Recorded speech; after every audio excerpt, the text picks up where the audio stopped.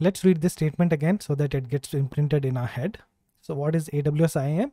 AWS Identity and Access Management, or IAM, is a web service that helps you securely control access to your AWS resources. When a principal actually makes a request in AWS, the AWS enforcement code checks whether the principal is authenticated. Authenticated means whether it is signed in. And also it checks if it is authorized, which means if it has permissions or not. So I hope this is clear to all by now. Let's suppose this is your account and this is your principal. And as I already told you, it can be a user, a role, a federated user, or even an application that is sending a request to use the resources in your account. And when a principal makes a request in AWS, the AWS enforcement code checks whether the principal is authenticated and authorized. And you manage access in AWS by creating policies and attaching them to IAM identities or AWS resources. And these policies, when attached to an identity or resource, define their permission. These could be either identity-based policies or resource-based policies or other roles or account-based policies. And it's not that only users or principal should belong to the same account. It could also be from a different account as well. Or they can be from different accounts as well. For example, you're working on a deployment, and as a cloud engineer, you want to perform an update on an account that belongs to another in-house team. So you can do that by using an assume role feature. And from your account itself, you can access resources in another account. And when the principal makes the request, and upon authentication and authorization, it is allowed to perform operations via actions that is from console, or operations like using API calls or CLI commands. Similarly, like we do, like creating an S3 bucket, starting an instance, or stopping it, or terminating it. This is only done possible, or it is only possible when you have sufficient authentication and authorization. Now let's see, when you write the policy, how does the evaluation logic actually work? So here is the evaluation logic for a request within a single account. First and foremost, by default, all requests are implicitly denied. And if you don't have a policy attached, it means you don't have access. So it's simple. By default, all the requests are denied, implicitly denied. Remember, you need to understand the difference between implicit and explicit. I know you are programmers, or you have written programs, or you have done coding in your life, and you know what is the implicit declaration and what is the explicit declaration. So we must always remember that all requests are implicitly denied. Moving on to the next one, an explicit allow in an identity-based or resource-based policy overrides this default. So when you attach a policy that has an explicit or definite allow effect, then and only then you are allowed to access the resource. And thus it overrides the default state of denial.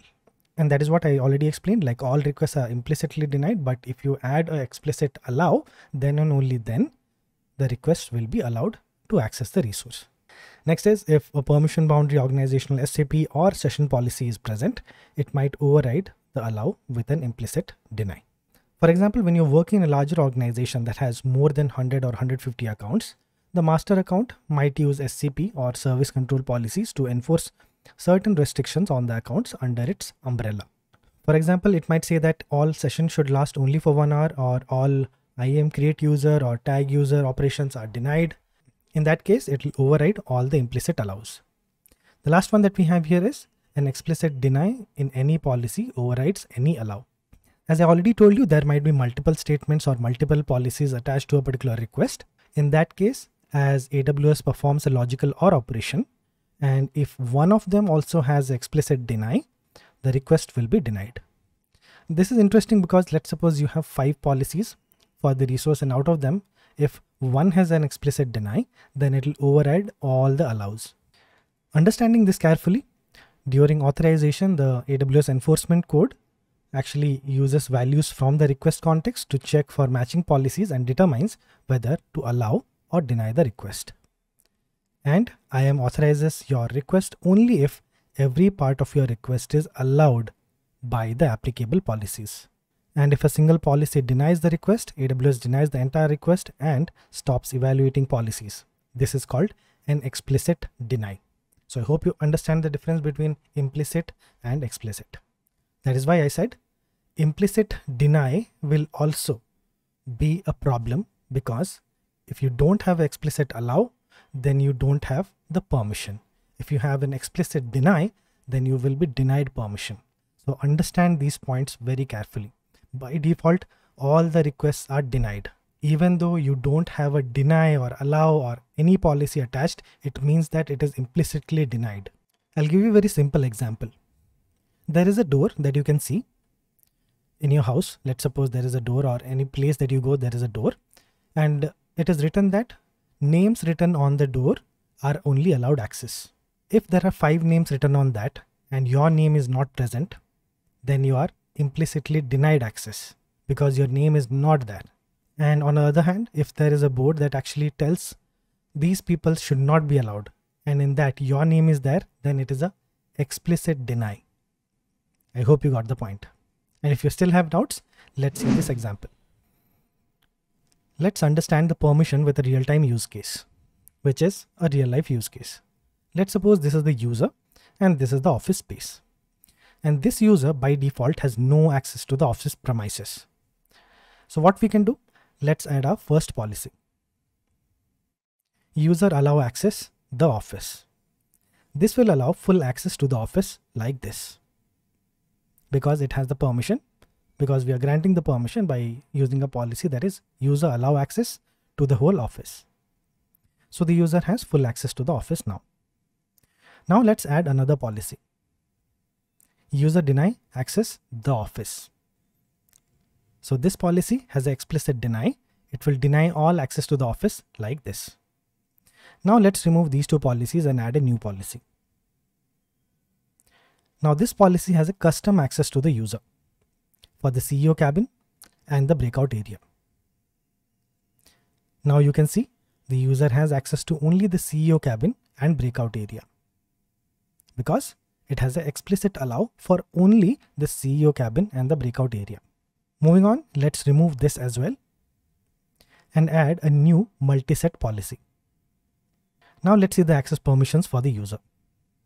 Oh well, all the access is denied now, but we still see allow policies in the statement. That is because an explicit deny in any policy overrides any allows. And the same thing happens with IAM and the access to the resources in AWS. So I hope you got the point. Now that you know how and why and what is access management, let's talk about that. What is an IAM policy? We have already discussed what is an IAM policy, but we have to discuss in depth now. In AWS, we can manage access by creating policies and attaching them to the IAM identities or AWS resources. By now, I'm sure you understand what are identity and resources. And IAM policies, as I already told you, are JSON documents in AWS that, when attached to an identity or resource, define their permission. So if you are an admin, you will have AWS managed policy, AWS full access, or administrator access attached to your IAM user. And thus, you can perform admin operations on the AWS resources within your account. When you create a user, it has no permissions until and unless you add or assign policies to that. A user cannot be admin until and unless we have a policy that states that it has admin full access or administrator access, and until and unless it has that, we cannot call it as an admin user or a user which has admin rights.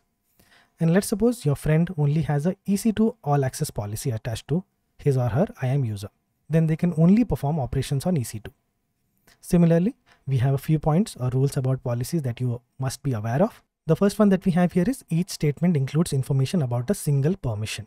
That we are already aware of, as we have an effect which is a boolean which either allows or denies a request. So every statement will in itself be used for a single permission.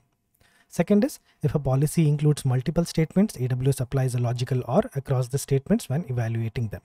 We already know this, but we all know what is a logical OR as well. I have given the example here.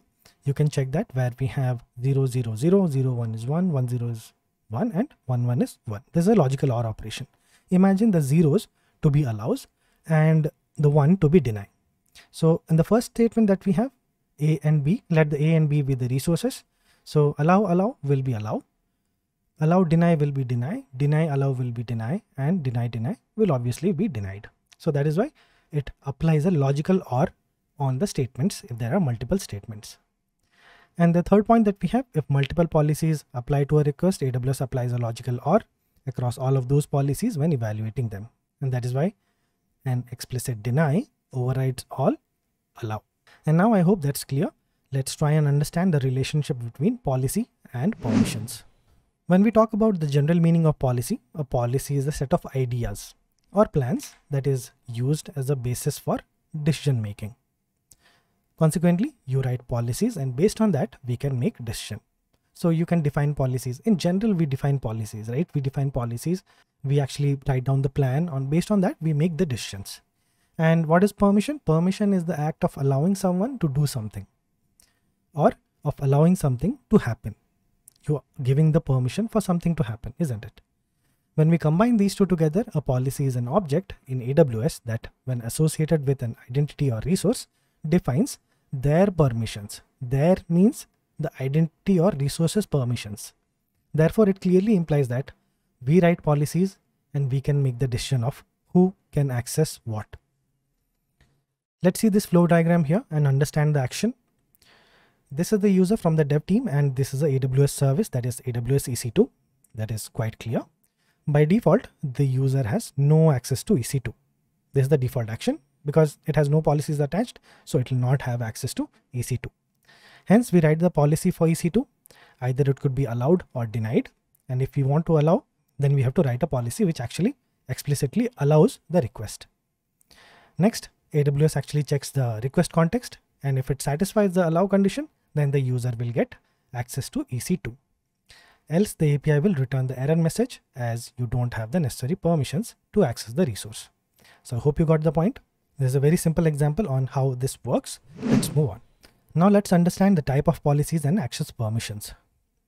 The first one is identity-based policy. As the name suggests, an identity-based policy lets you specify what that identity can do. That is its permission. They can be attached to an IAM user, group or role. Let's suppose you want a user to create instances or run instances or query a table data. So you can attach a policy to that IAM user for it to be able to perform those operations. And identity-based policies can be managed or inline. We will discuss about them, don't worry. And the next one that we have here is resource-based policies. As the name suggests, resource-based policies are attached to a resource. Let's suppose you want a user to have access to perform operations on a S3 bucket. What we can do is we can create resource-based policy at S3 to grant permissions. And even though the user doesn't have identity-based policy, that user or principal will still have permissions to work on that bucket because it has a resource-based policy attached for that particular principal or user. Next is permission boundary. A permission boundary is an advanced feature for using a managed policy to set the maximum permissions that an identity-based policy can grant to an IAM entity. And you need to understand that your identity-based policy and permission boundary define how much you can do.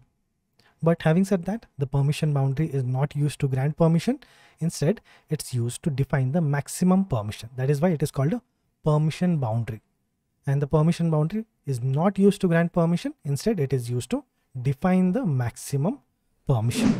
Next is organization SCP. And this is also a very important service called AWS Organization. And we create service control policies, that is SCP, that are used to define maximum permissions for account members of an organization or OU. Here as well, we don't use SCP to grant permissions, but instead we use them to limit permissions. And you can actually override implicit allows using SCPs for members across various accounts under your organization's umbrella. Next is access control list. We have already heard of access control lists in S3 before. And in retrospect, ACLs are like resource-based policies, although they are the only policy type that does not use the JSON policy document structure. You might have seen ACLs in S3. Yes, like we have for Amazon S3 access control list, which enables us to manage access to buckets and objects. And that's the difference between IAM and ACLs. IAM or bucket policies can only be attached to buckets, but not the objects in the bucket. ACLs can be assigned to buckets as well as objects in it. And that's the difference between them. Here as well, when a request is received against a resource, Amazon S3 checks the corresponding ACL to verify that the requester has the necessary access permission, and based on that, it will either allow or deny the request. At last, we have the important one. We have the session policies. So when you think of session, you imagine a scenario where you want to provide a mechanism where each request can be validated that it's being sent by the same user. Session policies are similar to that. Hence, session policies are advanced policies that you pass as a parameter when you programmatically create a temporary session for a role or federated user. I gave you an example of STS and temporary credential where we assumed a role. That's a type of session policy or role session that we can use. Here as well, session policies limit the permission for a created session but do not grant permissions. Now imagine you want to have like 3 wishes. So I want to wish for a big house, a big car, and a lot of money. And to grant these wishes, we need a genie. He says, "Master, your wishes are my command." And he is the one who will grant you these wishes. Similarly, you should relate to this as you are the user or entity. Your wishes are the policies. The genie is obviously AWS, and the things that you want are your resources. Remember this carefully. AWS is ready to give you anything you want, but you need to ask for it, and with proper wishes or commands. And that's how it translates. You as an IAM user or identity who wants something or wants to use a resource in AWS, AWS is going to provide you when you tell AWS that you have enough permissions to be granted access to the resources you want. And as I've told you 100 times by now, always remember these words. Who can access what? I hope you got the point. Let's move on. And thanks everyone for joining in for today's session of AWS. I hope you got some of the information that you wanted.